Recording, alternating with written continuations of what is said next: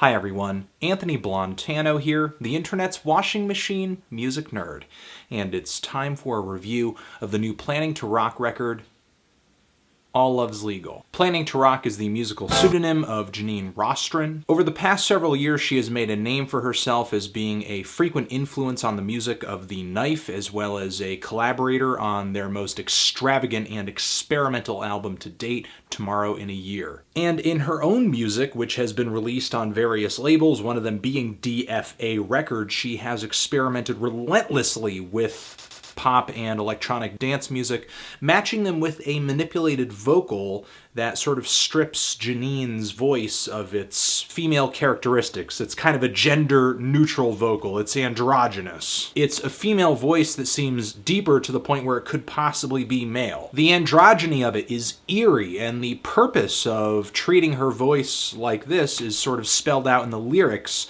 of Planning to Rock's music, especially on this latest record of hers. Like with tracks that were dropped before the release of this LP, Misogyny Drop Dead, Patriarchy Over and Out, songs that, while they feature a really strong political message, feature some of the worst music I've ever heard in my entire life, period. For example, Misogyny Drop Dead, a track that is well-intentioned with its jab at society's mistreatment of women. But did she have to abuse the art of music as well in the process of making this song? I mean, in comparison to music, misogyny actually gets off pretty easy on this track. The foundation of this song is a pretty decent dance beat, but Planning to Rock tops this beat with one of the most horrible melodies I've ever heard and syncs it directly with the bass as if it's just the bass's job to repeat whatever the lead melody of a track is. And while I appreciate the really weird vocal effects, I mean, I love them on Fever Ray's solo LP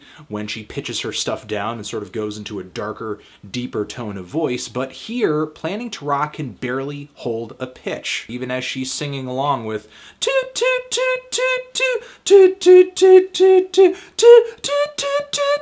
I know that seems like a really ridiculous, over-exaggerated impression, but that's literally what it sounds like. I'm not even joking. The more I listen to this song and this record in general, the more I feel like I'm slowly being transported, without me fully realizing, into this musical hell, where sound really only exists to torture the listener. Every beat is bland, every tone annoyingly pierces an eardrum, every lyric fails to advocate its cause, like with the song Patriarchy Over and Out, which works as the closing track off of this LP. And it also features these synthesizer string melodies that feel like they're straight out of a vintage disco tune. But as Planning to Rock is playing synths over this track, the performance is so off-tempo, it's just so loose and uninteresting and boring, it just feels so amateurish, it's laughable. Especially the lazy solo she throws on top of this thing. It's like Planning to Rock only cares about the message of her songs and completely ignores the musicality, the musical basics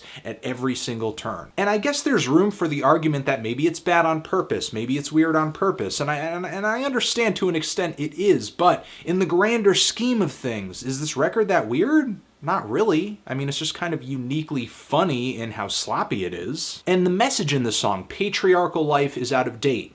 Okay, I'm sure a lot of people would agree with the sentiment of the song, but if someone made a song called Murder is Bad, but the only lyrics in the track were murder is bad, well, I mean, for sure, most people would agree with the message of the song, but that doesn't mean that the message is being put artfully or thoughtfully or interestingly. It's weird because this record brings up utilitarian questions for me, like, is it worse to advocate bad ideas well or advocate good ideas terribly? And, you know, I don't know which is worse, but Planning to Rock is definitely doing the latter. The singing, the bad playing, the beats that repeat and repeat and repeat and repeat and get boring by the end of the song all make these very sympathetic and positive tracks seem kind of laughable sometimes, like All Love's Legal. On paper, the song is a really nice ballad. I dig the beat, I dig the melody, but again, it's like another objective in Planning to Rock's music is to abuse sound as well with her unbearable voice. It's like she takes music down to this subterranean torture chamber, taking off individual fingers with pliers, smashing toes with hammers, tooth removal, electrocution. And Planning to Rock can't even keep all this destruction to herself. She has to bring in the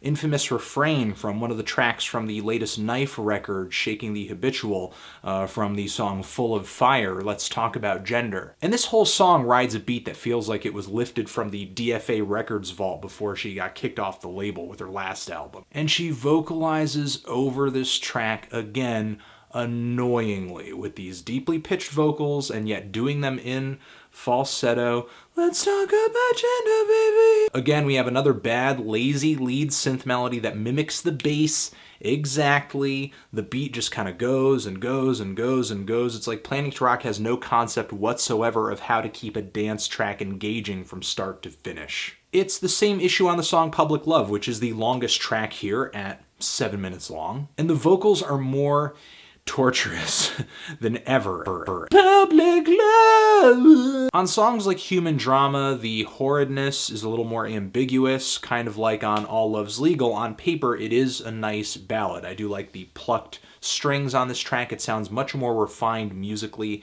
than a lot of other songs on here. Execution, whole nother story, pretty much the same annoying tale that every song flips through. Aside from all these highlights on this record, Planning to Rock segues a lot of these songs with horrifying interludes. Interludes that feature either some of the worst singing on this entire record, or just sort of repeat or tease toward a melody or a synth part that is going to be on the song coming up. Why? I don't know. Maybe to warn people and give them ample time to run away before the song actually starts. You know, I've heard a lot of weird and sort of unpleasant intros over the years listening to numerous records that sometimes turn into fantastic and maybe some of my favorite songs of all time. However, that does not happen once here. It's always a bad start and it evolves into just more badness. A headache turns into a head-splosion. A sprained ankle turns into a compound fracture. Why every single bad song on this record needs a bad prelude is beyond me. Maybe to sort of pad the record out.